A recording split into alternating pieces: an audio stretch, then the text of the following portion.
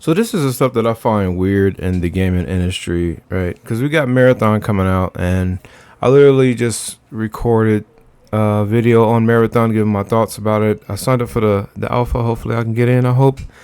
But I wasn't hyped for Marathon for until like I seen all the gameplay on my YouTube feed and everything. It's like whenever I'm definitely gonna play it, right? It's Bungie, no duh.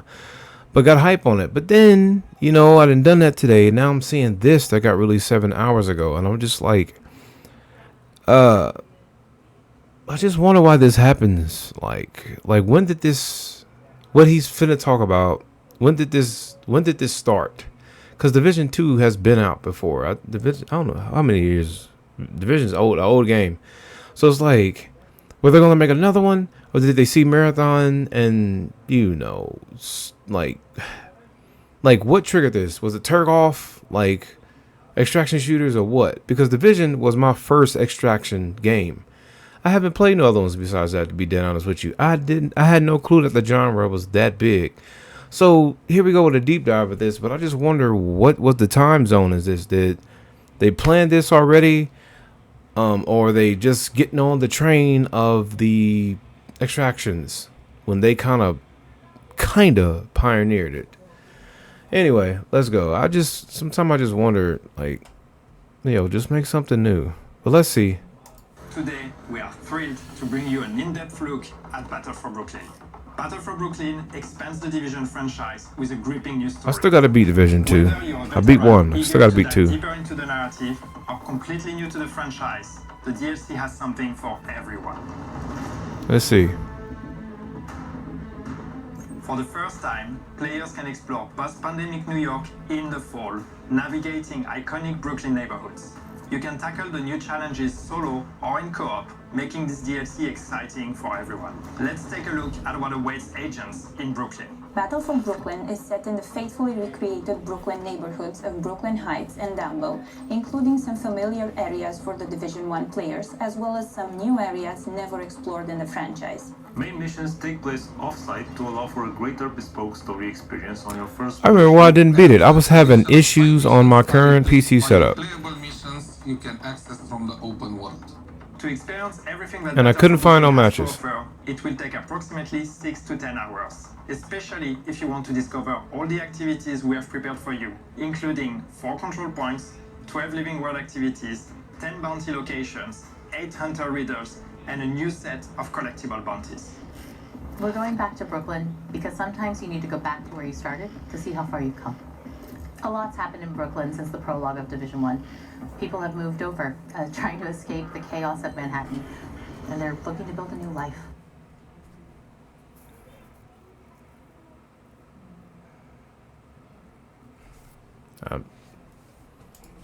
Make a change. Coming to Brooklyn in the fall is absolutely significant to our story.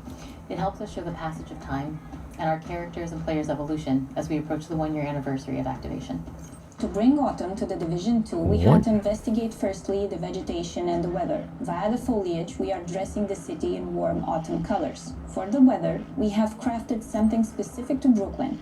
We went for a mix of warm weather with cold and light, and of course, something moodier to try to capture the autumnal contrasts. For Washington Street, the iconic starting area in the Division 1 overlooking Manhattan Bridge, we wanted it to still feel familiar to the players, but also really show at a glance how time has passed and hint to what might have happened in the meantime.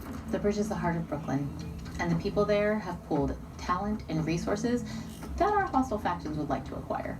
There, you'll be tasked with protecting the people who built the settlement. Some of the characters you'll meet at the bridge throughout the campaign are familiar faces like Theo Parnell and Dr. Candle, and a brand new face that we've really only heard her voice, Agent Hoskins. When taking Candle from Division 1 to Division 2, we wanted to show that some time has passed.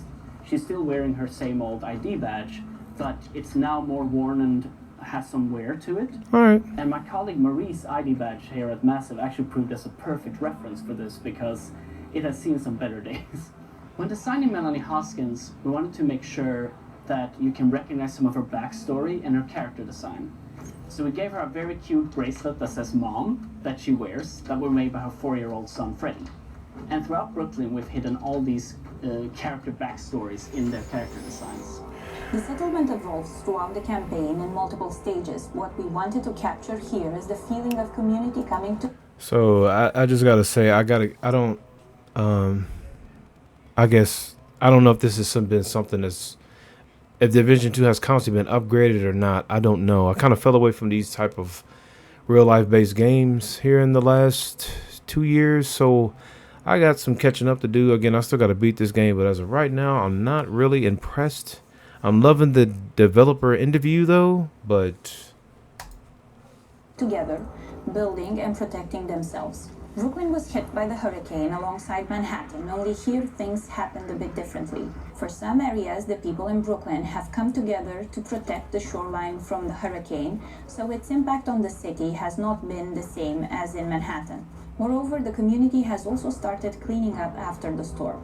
People in Brooklyn strive to rebuild their lives. They are looking into covering their base necessities in terms of food and water, so they are using the available space inside the city to do so, including the rooftops. In the DLC, players will actually be facing an enemy that they are usually used to, or that they have been fighting already, and that's the cleaners. But there's a special twist on those cleaners, because they actually have a new weapon, which is what we call the Purple Flame. People might be familiar I missed with the gameplay Purple though. Flame. Those who have played the Incursion, the Mirror Estate, they might have seen that already. This is something we introduced back then. But in this DLC, in Battle for Brooklyn, the cleaners have been able to find ways to mass produce this weapon, and this is really their main way of bringing destruction. This is how they've launched the assault on Brooklyn now, using that new weapon to really try to erase Brooklyn from the map.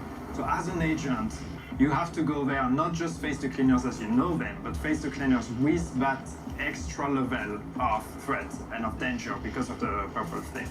In-game, what this means, basically, is there is a new effect that is added to the usual fire effect you would get from the cleaners. Every time you face a cleaner that uses Purple Flame, you're not only going to be set on fire, but we're also adding a corrosion effect.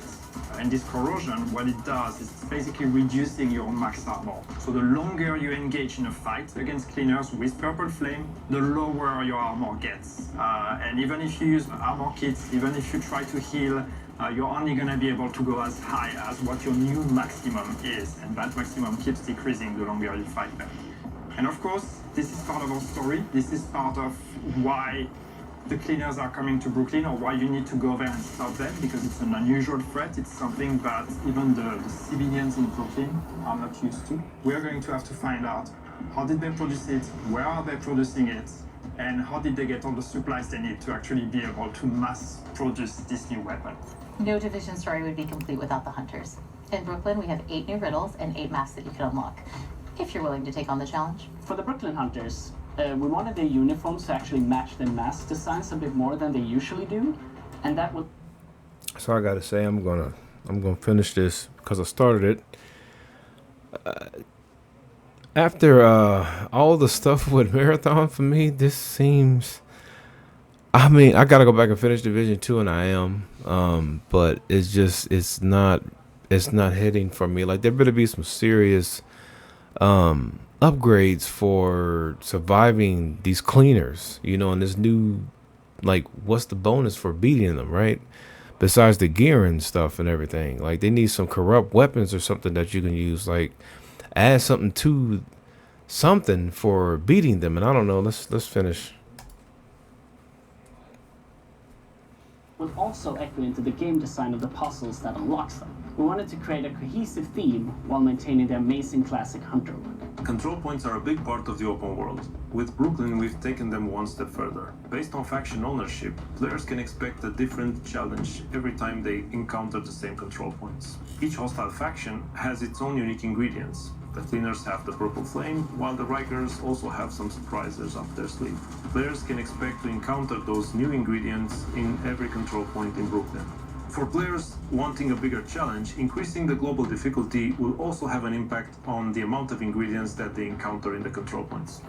Smart Cover returns in Battle for Brooklyn as a reimagined skill for PvE and PvP.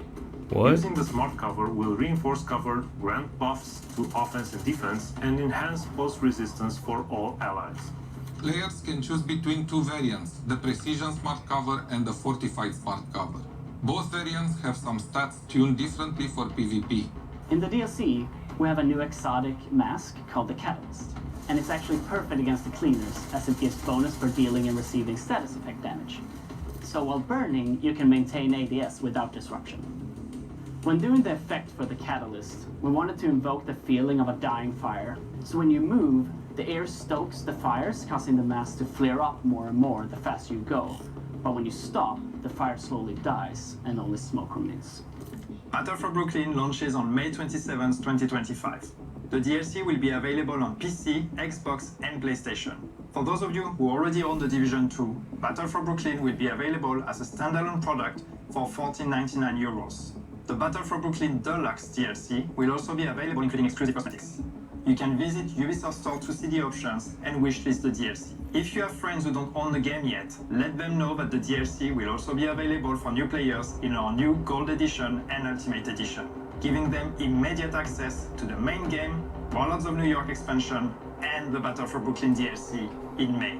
No matter through which edition you decide to get the DLC, it comes with a level 40 boost, allowing you to jump right into the Battle for Brooklyn campaign, and 50 stash space slots, also accessible in the main game. Working on the Division 2 I don't want DLC that. was I an didn't work exciting toward that. challenge for us. We're thrilled to be bringing players back to New York, and we can't wait for you to play the Battle for Brooklyn DLC. Thank you for watching. Now, let's go where it all began. And don't forget to mark your calendars. The rendezvous is planned for May 27th. See you in Brooklyn, agents. All right, let me get some thoughts. Yeah, like I said, I definitely it's one of the games on my list to go back and beat, the Division 2. Actually just talking about it the other day, but this again, I haven't kept up with like the game throughout the years, so I don't know like how long of development this was in or any of that. I don't know. I'm gonna beat it, but I don't know if like is there a Division 3? Like, who is this really serving? Again, if you are a serious Division fan, I'm pretty sure you are ecstatic that it's getting more support. But with every other game coming out, it's like it is third person though. But I don't know. Shoot the comments down at the bottom. Again, I'm gonna play it just for the story basically, and I'll go ahead and get this too and run through this to get the gear. Speaking of gear, I did like how he said like the gear like has this effect on it, you know, when it's burning, but I don't know. I just would like to incorporate that in the gameplay somewhere, or you know, some ability or something. But I don't know. They keep everything kind of grounded in this, and again, for me, I kind of got away from that style, so I don't know. Definitely gonna be playing it though. What is my tag? Noisy Ether on the BattleNet. Man, I ain't downloaded and played it in quite a while, but yeah. Let me know if anybody interested in finishing that with me, and that's it for Division for me. Sound off in the comments. Let me know what you think. Sorry for the long video, but where are we at in time? I wanted to go ahead and finish out the videos. Despite whatever they're making, I really love seeing teams and the collaboration. The lady kind of threw me off with the with the whole the saying that she said. I was just kind of like, I don't know, it's kind of serious, but anyway, do a peace sign up, and my brain is like, get in there. Who was this for?